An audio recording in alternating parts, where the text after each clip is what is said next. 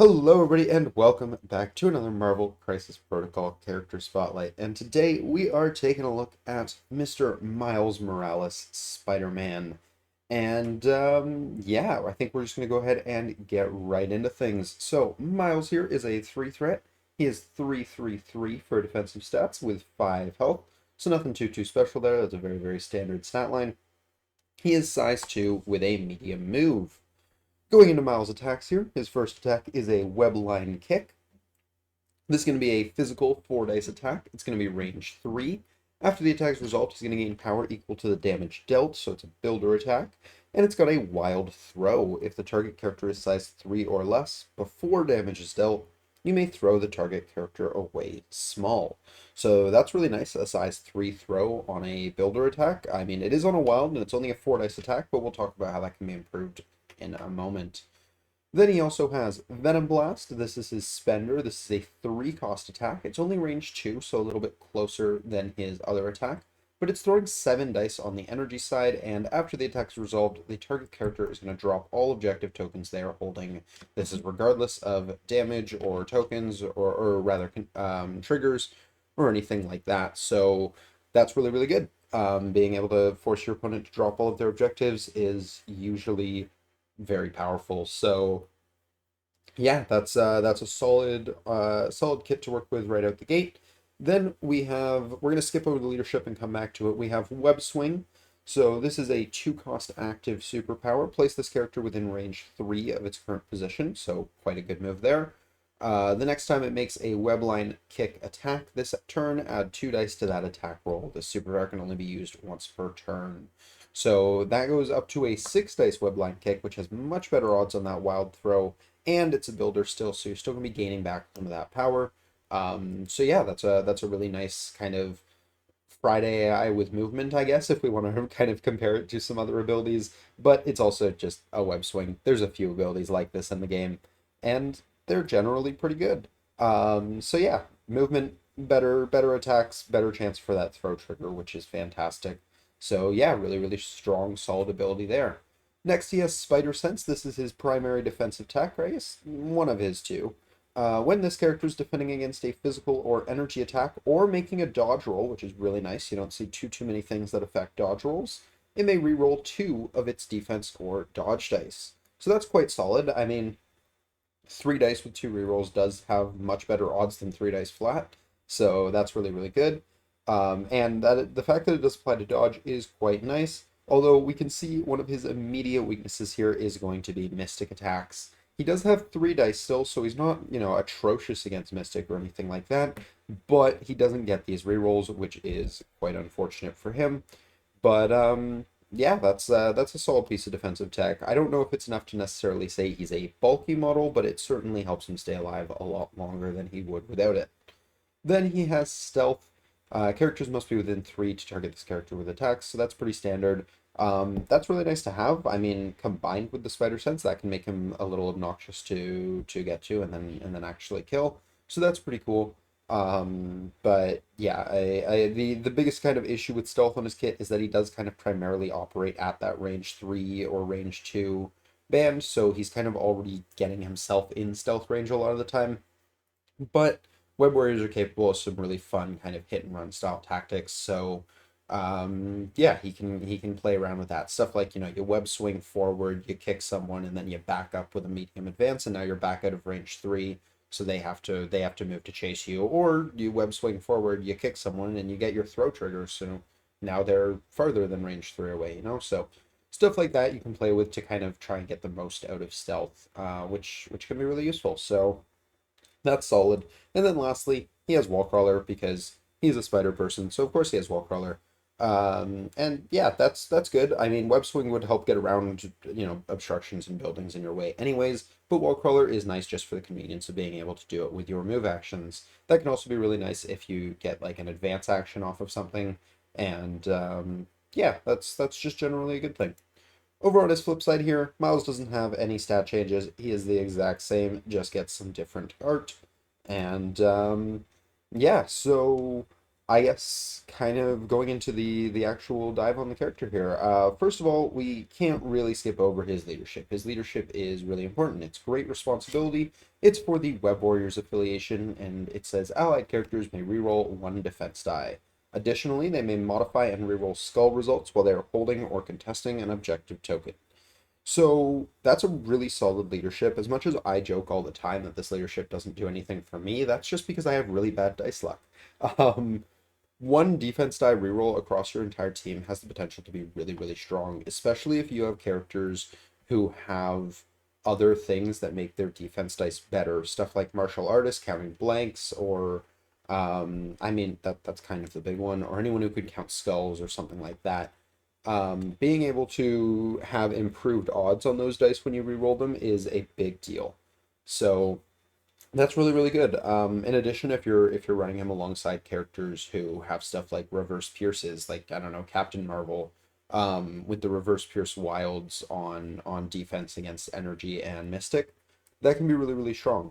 One thing I do want to point out with leadership, if this is kind of one of your first times taking a look at Miles, or you're just newer to the game, because this definitely caught a few of the people that I played with when I first started the game off guard, is the additionally they may reroll and modify skull results, and what that actually means, because this was originally taken to mean if he rolls on an attack roll, for example, he rolls four skulls on his webline kick. It was a very poor kick. I've had opponents in the past who understood this rule to mean that because of this leadership, he can pick up those four skulls and just re-roll them without any other abilities playing into that. But that's not quite what this is doing. So what this does is it basically, the way I like to kind of word it, is if you have an ability that would let you re-roll or modify your dice, this ability says you are now allowed to modify or re-roll those skulls. And that's just a small clarification I like to make, because I have seen people get caught out by this, thinking that this is actually providing them with a reroll on those skulls. And I mean, on defense, it can give them one reroll on those skulls, but it's not providing them with the reroll itself. It's just giving them the ability to gain that reroll from another source. If that makes any sense, I might have just made it more confusing, but basically, this doesn't let you reroll your dice. It just says if you have an ability that lets you reroll your dice, it's now allowed to affect skulls if they are holding or contesting an objective token. So really important distinction there that I just want to make sure is known for any newer players watching this video, or just people who haven't really had any experience with Miles before. As far as affiliations go, he is only a member of the Web Warriors affiliation here. And I mean, his leadership is great here. A lot of these models have their own sources of rerolls. So being able to allow them to reroll skulls can be a big deal, because a lot of these characters are rerolling their dice a bunch on defense, and it can really shut down someone like, I mean, himself, but also anyone else who has the spider sense ability. It can really shut them down to roll into a couple skulls and just be like, well, there's nothing I can do about this. So his leadership, allowing them to use their spider sense rerolls on those skulls, as well as just the leadership reroll, can really help. And then you're obviously stacking rerolls, which is also just really, really good. So that's quite good. There's also some other models that benefit really well, like Spider-Woman, who has Martial Artist, or I believe Daredevil counts blanks on physical or mystic as well, or physical or energy as well. So you know, that's what I was talking about earlier with those models that'll kind of benefit extra well against this. You do want to be careful running models like Miles, and a lot of these other models actually in Web Warriors, into models like Agent Venom. This is kind of more of a counter than a synergy, because Agent Venom and Venom both have symbiotic instincts. While the character is attacking, the defending character cannot modify their defense dice. That does include rerolls. So pretty much all of Miles' defensive tech gets turned offline by models like Venom or Agent Venom. So if you see one on your opponent's side of the board, always try to deploy away from it, and just keep your distance as much as you can with a model like Miles, and leave someone who doesn't rely on rerolls as heavily for defensive tech to go up against them. You know, if you're playing mostly affiliated Web Warriors, maybe put Spider-Woman on that side, or put your own Agent Venom on that side, or something like that. But yeah, those models don't really use rerolls as much as part of their main kit, so that's something you can kind of use to play around that a little bit there. As far as other affiliations go, I do think Miles is a fairly splashable model. Personally, I've tried him out in Avengers a few times, and while he's a little on the squishy side for me, so I don't play him too often, I think he can work reasonably well under something like a Sam or a, well, honestly, either of the Steves. Under Steve 1, you have Web Swing online right from the start of the game, so that can allow you to potentially be double tapping with that kick, and the first one's going to be 6 dice, which means you're probably going to gain back that 1 power that you had to spend for it, so you might still be able to interact with an objective or something like that. You have better odds of getting that throw, and just some early damage, which is never a bad thing. Steve Rogers, or rather Captain America First Avengers Steve 3, he is also going to be pretty solid with Miles. I haven't had the chance to personally try this one out myself, but being able to basically say if on those 4 dice I was able to roll a hit, then I can pay 1 to make sure I get the wild, or maybe I just naturally roll a wild and I don't have to pay the 1. But having some extra consistency on that throw trigger can be really, really nice because, I mean, throw is probably one of the best triggers an attack can have. I'm not going to say the best, but it's really, really good. You can use that for extra damage. You can use that to damage other models. You can use that to get them out of position or off of objectives or towards other members of your team if you're at the right angle. So really, really effective being able to kind of push that trigger as often as you can. And Steve 3 definitely is, I mean, he's kind of the king of pushing triggers. It's one of the best leaderships in the game for that. So definitely worth considering under either of the Steves here. Under Sam, I think he just kind of fits Sam's MO. He can be a little annoying to kill between, what we were talking about earlier with those hit and run style tactics, staying out of stealth, and then when they do get in, you've got these rerolls, so he's not that easy to take down. But then, he's also a relatively low threat model, only being a 3 threat, so you can kind of run him as part of a spam, which is generally Sam's playstyle. And, being able to heal some damage, remove conditions, and just get free advances with him is going to be pretty solid. So I don't think he's necessarily the first pick for Sam, but I don't think he's a bad pick at all. So that's pretty good for him. Taking a look at some of the other affiliations, I don't know if there's necessarily very many where I'm seeing specific strong synergies with, but he's just a very good kind of I'm losing the word here. He can do his own thing, and he's going to be able to do what he's trying to do, kind of without support. He doesn't dislike having other models to support him. He's not like a Logan or something where he wants to be by himself, but he's very capable of kind of doing his own thing. And then if he has help, great. But if not, he's still going to have an objective drop, which is fantastic. And a lot of affiliations don't have access to their own. So he could be splashed for that reason. He's got some solid control, even though it's not necessarily the most consistent on the kick. And if you're running him in a leadership that gives you rerolls, something like, I don't know, Wakanda or even X-Force, I think is their leadership is reroll focused now as well. So, and actually it includes Skulls, which I guess is kind of giving him some of his leadership back, just more offensively now. So that's a thing. Um, so stuff like that can help him get the trigger a little bit. Obviously, it's not going to be as consistent as Steve 3, but there are some other leaderships that can kind of benefit that sort of, little bit of extra consistency on him. But for the most part, he's going to do what he wants to do.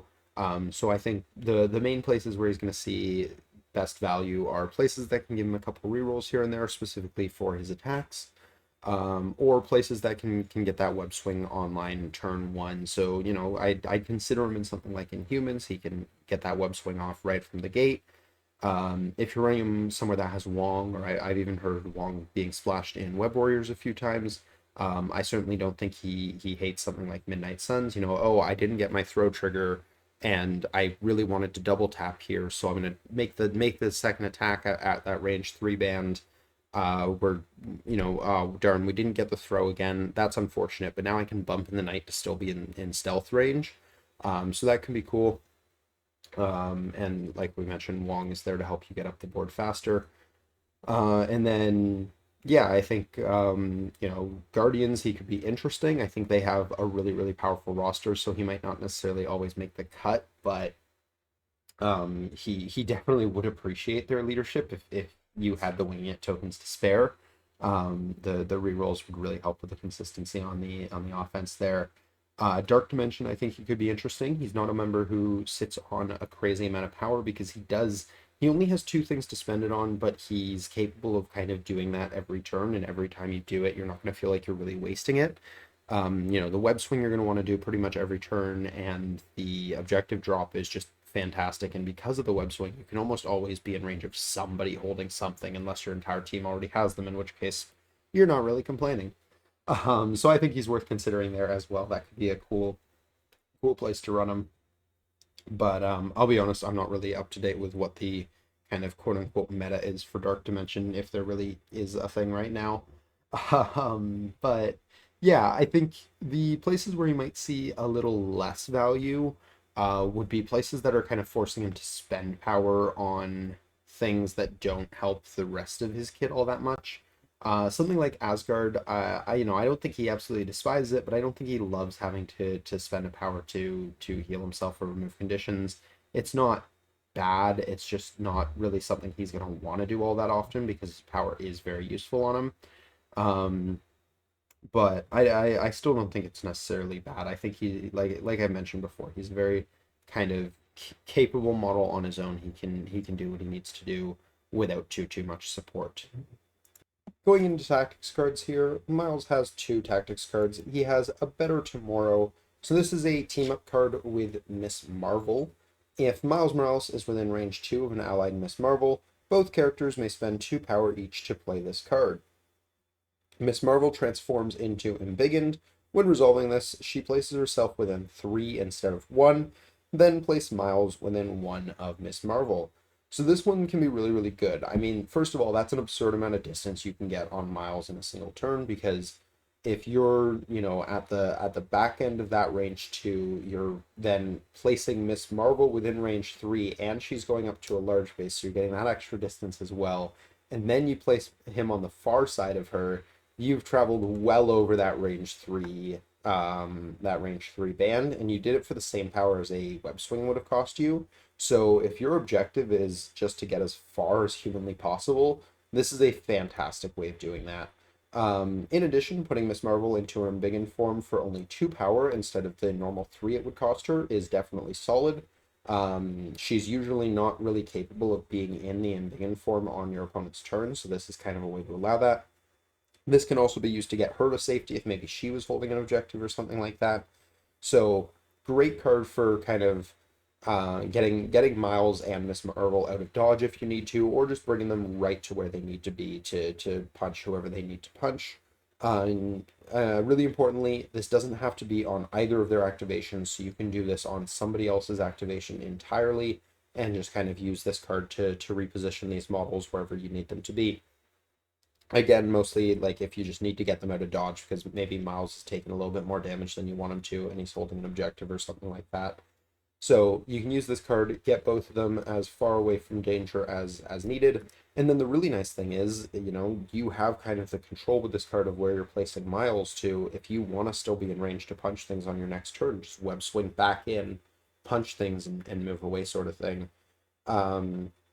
Alternatively, you combine this with a web swing to go really, really far when Miles' turn comes around, and you can pretty much cross the board. So that's really, really powerful right there. And then, yeah, there's something else I wanted to say on this one. Yeah, so the other important thing is this doesn't have to be used to run or try to cross the board. This could just be used for either, a relatively small misposition or like reposition after you've already done a web swing this round, or a way to just get Miss Marvel into embiggen form for a little bit cheaper. So it's got some versatility in that sense of, I mean, it's not cheaper overall because obviously Miles still has to pay 2 as well, but if Miles is, I don't know, power flooded for whatever reason, then it doesn't feel bad doing that necessarily.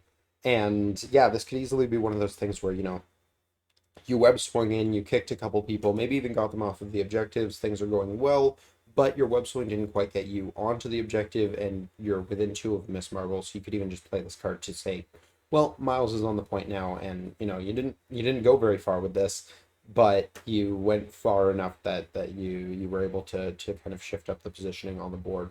So I think it's a really interesting card. It's got a lot of play. If you're running both of the characters anyways, then I definitely think it's worth considering. The kind of awkward part about that is that these two characters aren't in any of the same affiliations for some reason.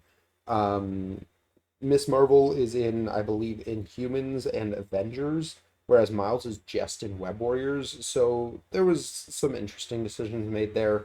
Um, Personally, I think they totally could have thrown Miss Marvel into Web Warriors, or they could have thrown Miles into Avengers, and that would have been totally fine. Also, I would have absolutely loved to have seen Miles in Avengers, but we're not here to wish list. So yeah, I think it's definitely an interesting scenario because if you're trying to run this card, you're really forcing putting them together, or you found just a really good synergy. And Miss Marvel does appreciate Miles' leadership, the ability to reroll skulls can be handy on her on her both offensive and defensive reroll, and she does already have a defensive reroll, so you're getting kind of that stacking rerolls that can be really, really useful. So certainly not a bad combination. It's just kind of interesting that this card exists when the two characters don't share any affiliations with each other. Miles' other card here is Uneasy Allies. During their activation, when an allied Spider-Man or an allied Venom targets an enemy character with an attack that is within range 2 of the other allied character, both characters may suffer 1 damage to play this card. They add 3 dice to their attack roll. So this is an interesting one. It's kind of one of those ones that like most people don't actually realize this can work with Miles because I mean on the art it's Peter and Peter's kind of the one who has a history with Venom, but it does because of the way templating works.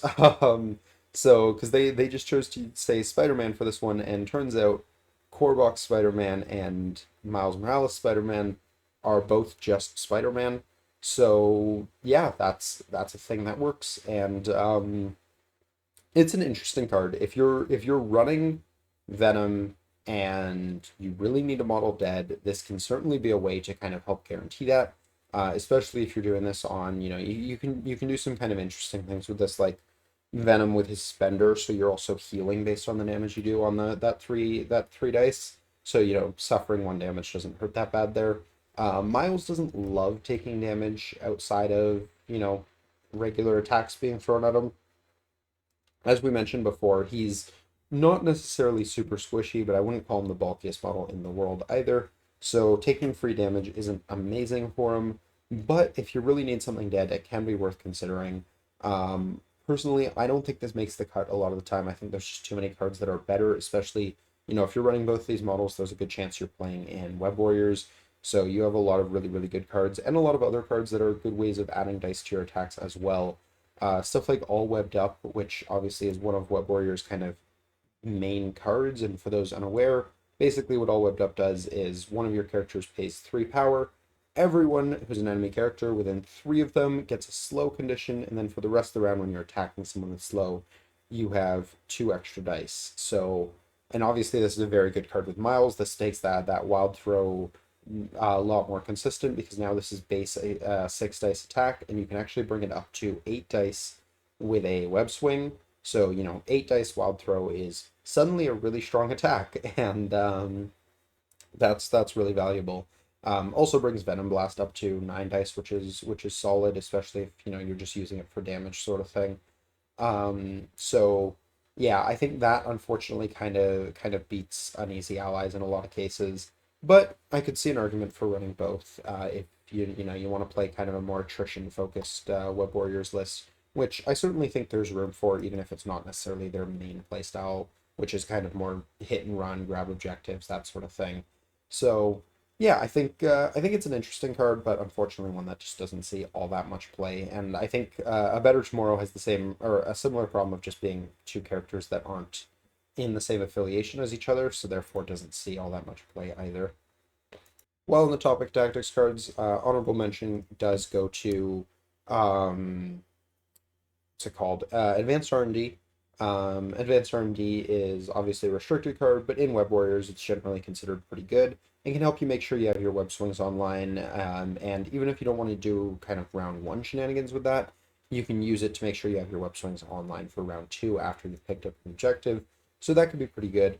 In addition, and I should have mentioned this actually when we were talking about Web Warrior models, because Gwen also kind of fills this synergy, but cards like Escort to Safety or I mean, I was gonna say models like Gwen, but there's really only one model that has this ability. Abilities like Lifesaver can be really, really powerful with Miles because not only can you deny them the attack, but if you've pulled into stealth range now, that can kind of be, I mean, that doesn't deny them the attack, but it can make it very obnoxious for them if they were trying to double tap. You can still kind of use it to deny the double tap in the same way you would have if you had just pulled them out of range initially, if that makes sense. So there's some kind of value to that there of, maybe they're still getting the first attack through, but you were expecting them to get one anyways. So, because otherwise they would have just moved and punched you.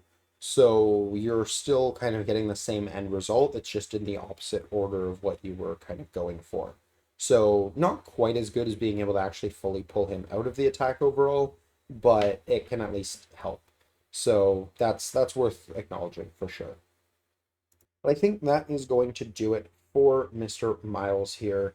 So yeah, at the end of the day here, we have a really good, really effective hit and run model that can also play the attrition game quite well if he wants to, especially under something like all webbed up, going up to 6 dice builders and then 8 dice with his web swing there. I mean, he's hitting way above his threat level at that point, so that's really really good. Venom Blast is a fantastic ability. Anyone who has an objective drop is immediately kind of worth considering, even, just as a splash, just because objective drops are really, really powerful, especially on the right scenarios. So that's really, really good to have. It is only range 2, but he has the mobility to make sure he's getting in there with that web swing being very, very versatile and quite a large distance. So that's really, really solid. He's got pretty decent defensive tech. It's not the best in the world. I've definitely put something like a damage reduction above it, but it's not bad either. It can help him stay alive when he needs to, and combined with his leadership, it can be a little bit more consistent as well. Stealth is also just a solid ability to have. Again, his range bands mean he's not always going to be benefiting from that, but if you're kind of playing that hit and run game with him, you can definitely make that work. So that's pretty solid there. And yeah, overall, Miles is a very good 3 threat. I think he's quite splashable. They're definitely not surprised if I see him out of his home affiliation. But I think in his home affiliation, even if he's not being run as the leader, I think he's still worth bringing almost every game, if not every game. He's just a really, really solid model, and there's not too much more to say about him than that. So yeah, I think that's pretty much going to do it for my thoughts here on Miles. Let me know down below, guys, where you guys like running Miles, where he's done a lot of work for you, what other characters might synergize with him that I missed here. I'm really curious to hear what you guys have to say about Mr. Morales here. And yeah, I think that's gonna pretty much wrap up this character spotlight. So I hope you guys enjoyed. If you did, please do drop a like down below. Subscribe if you're new to the channel. Really appreciate it. Helps me out a bunch. And yeah, I think that's all we got here. So until next time, everybody, have a great day. Peace.